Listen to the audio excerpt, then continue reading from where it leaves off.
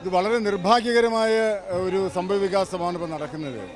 ഈ വളരെ ജനുവിനായ ഒരു ആവശ്യം മുൻനിർത്തിക്കൊണ്ട് വിദ്യാർത്ഥികൾ ആരംഭിച്ച ഒരു സമരത്തെ പോലീസിനെയും പാരാമിലിറ്ററിയും ഉപയോഗിച്ചുകൊണ്ട് അടിച്ചമർത്താനാണ് ഗവൺമെൻറ് ശ്രമിക്കുന്നത്. ഏതൊരു സമരത്തെയും ജനാധിപത്യ സമരത്തെയും അടിച്ചമർത്താൻ ശ്രമിച്ചാൽ കൂടുതൽ ശക്തമായത് തിരിച്ചു വരുമെന്നുള്ള ജനാധിപത്യത്തിൻ്റെ പ്രാഥമിക പാഠം പോലും ഗവൺമെൻറ് മനസ്സിലാക്കുന്നില്ല എന്നുള്ളതാണ്. അതനുസരിച്ചിട്ടാണ് ഇപ്പോൾ ഈ സമരത്തെ അടിച്ചമർത്താൻ ഗവൺമെൻറ് ശ്രമിച്ചുകൊണ്ടിരിക്കുന്നത്.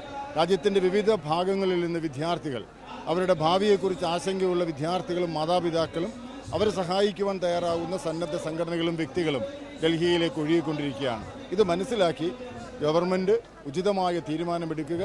ഇതിന് കാരണക്കാരനായ മന്ത്രി, വിദ്യാഭ്യാസ മന്ത്രി ധർമ്മേന്ദ്ര പ്രധാൻ രാജിവെക്കാൻ തയ്യാറാകുന്നില്ലെങ്കിൽ മന്ത്രിസഭയിൽ നിന്ന് പുറത്താക്കുകയോ ചെയ്യണമെന്നുള്ളതാണ് വിദ്യാർത്ഥികളുടെ ആവശ്യം. ആ ആവശ്യത്തോട് അനുഭാവം പ്രകടിപ്പിച്ചുകൊണ്ടാണ് മുഴുവൻ ആളുകളും ഡൽഹിയിലേക്ക് ഒഴുകിയെത്തുന്നത്.